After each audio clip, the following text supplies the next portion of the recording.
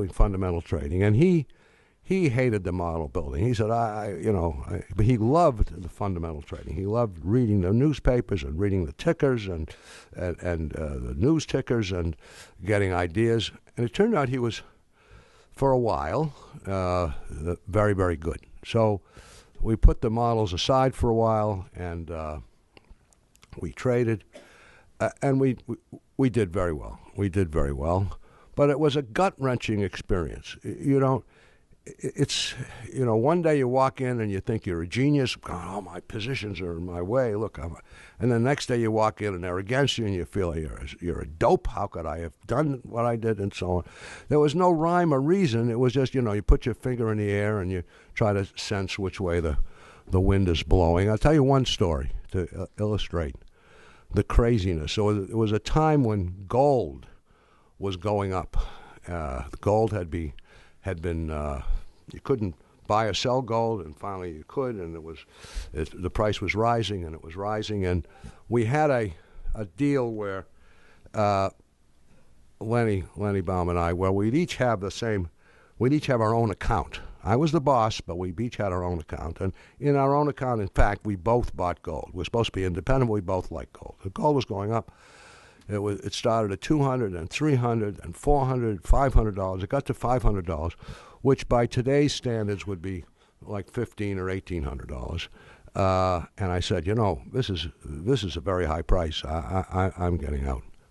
And I sold my half. But Lenny, I think you should. No, you don't know how high this is going to go. You can't. This is going to go very, very high. I said, okay. So he stayed. It was $600. It was $700.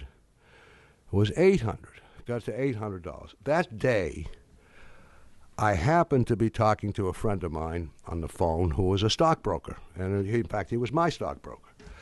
And I said, how are things, Dick? And he said, oh, well, they're fine. This morning, my wife, Lucy, came into my closet and cleaned out all of my old tie clasps and cufflinks and went downtown to sell them. They were gold. See? I said, well, you having a hard time in your family? Why is she, your wife said, oh, he says, she's a jeweler. I said, yes, I know that. So he said, so she only has to stand in the short line. I said, what do you mean, the short line? He says, don't you know that people are lining up and standing for hours selling their gold? I said, no, I didn't know that. Thank you very much. We had a phone in those days. If you picked it up, it was a different phone. If you picked it up, you went right to the floor of the commodity exchange. And I got Lenny in the office, and I put the phone up to his ear, and I said, Lenny, sell the gold. In fact, and he said, no. I said, Lenny, I'm the boss. Sell the blankety blank gold. I was more emphatic than that.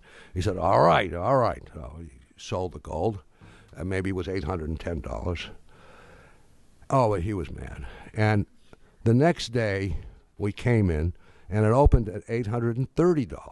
And he said, I told you. By the end of that day, it had dropped 25%. It was down to $600, all in one day.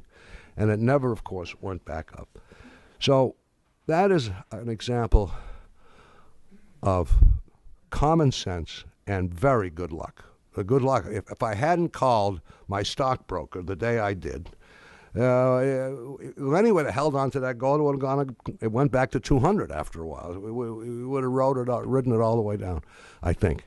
And so it was just plain luck that I had. But it was at least common sense that I thought if everyone in the world is trying to sell their gold, how long can it be going up? There is such a thing as supply and demand. So there it was. So that was what it was like to be a fundamental trader. It was stomach-wrenching. So